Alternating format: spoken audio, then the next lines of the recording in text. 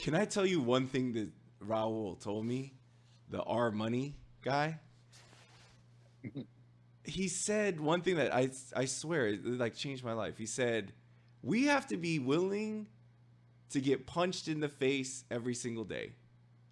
He said, "When I wake up, when I go to work, I got to be willing to get punched in the face every day, whatever that means to you in your life type thing." And I was like, "Dang," cuz the analogy he used is punch in the face and military guy. But I get it. Meaning take all the BS in life. Like take it. All the stuff that nobody wants to take, nobody wants to have, take it.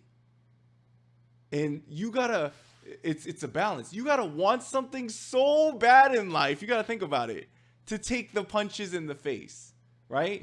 Like even a boxer, he's gotta want to win in boxing so bad to take all these punches in the face. 1,400 punches a year? Who knows? But that's a Yeah, lot of it's like that. punches. A lot of punches. Yeah. It's like that boxer I told you about before, who one of the commentators said, you're the boxer who's been knocked down the most times.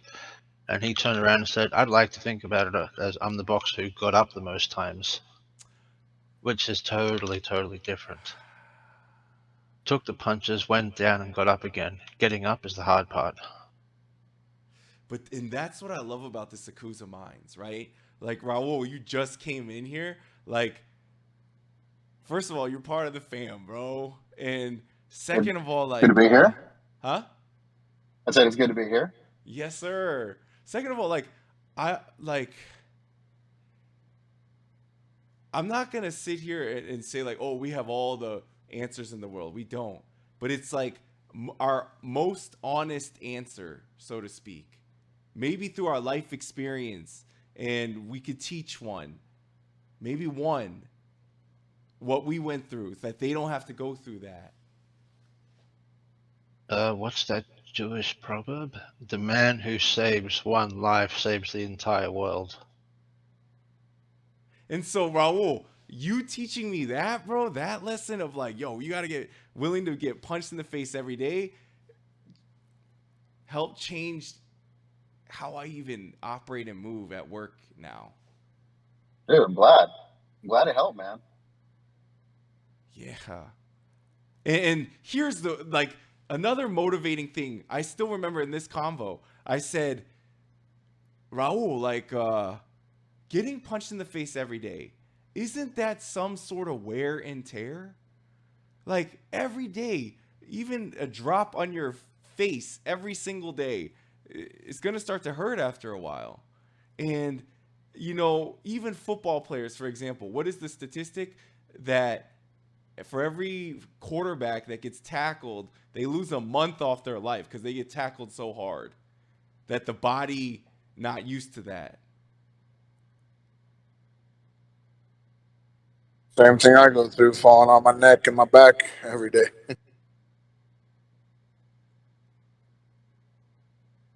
And you said something. I would love for you to say it again because I don't want to butcher it. But you said something along the lines of you quoted a book, some type of man book. Oh, I don't want to dude. say, huh?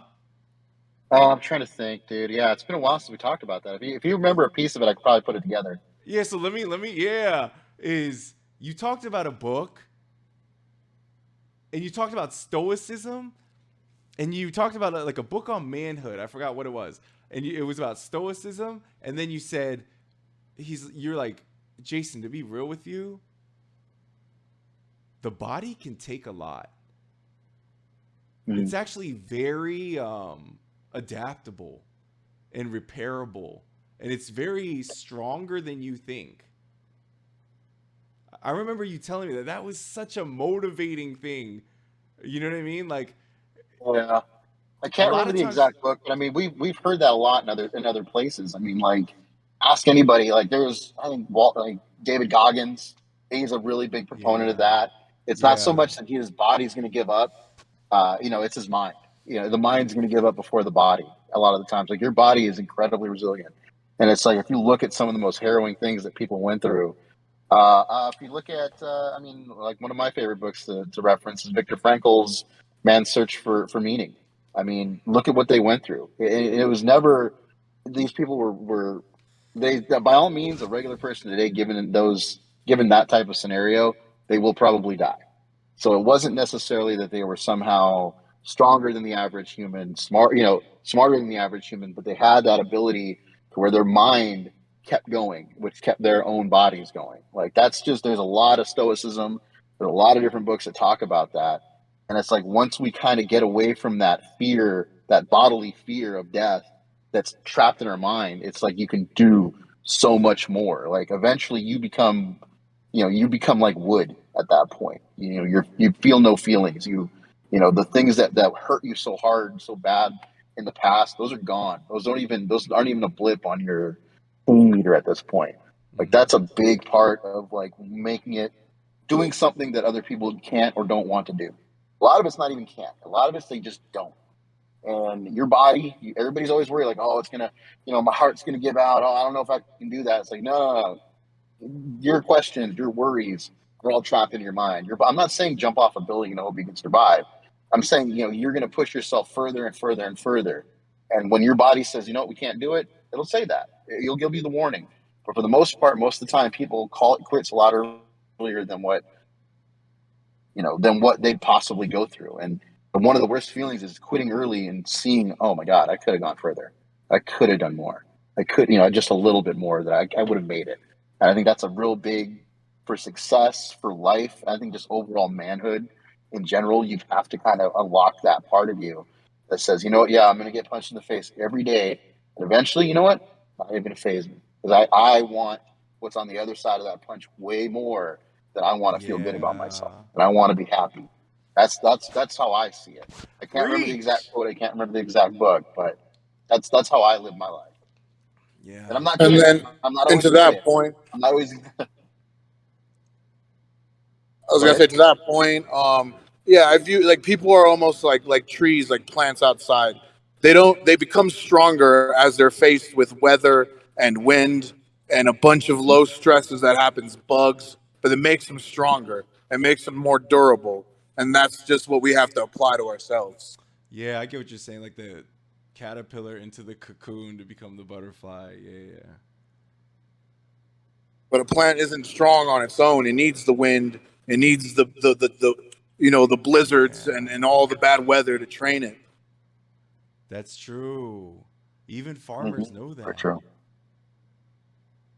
Even the farmers know that. If you water the plant way too much, it becomes spoiled instead of Yep, and strong. there was a little trick we would apply to growing called LST, or low stress training, where we tie the branches down or blow wind on them to make them stronger. Yeah. A lot of that is trust, though, too, right? You got to trust that whatever BS you're going through, there's going to be some good light at the end of the tunnel at the other side. It's trust, it's hope. Like, some people, they don't believe that. When they're in the tunnel, this is it. Yeah, they see the light at the end of the tunnel. Some people think it's the sunshine. Some people think it's a train coming to knock them over.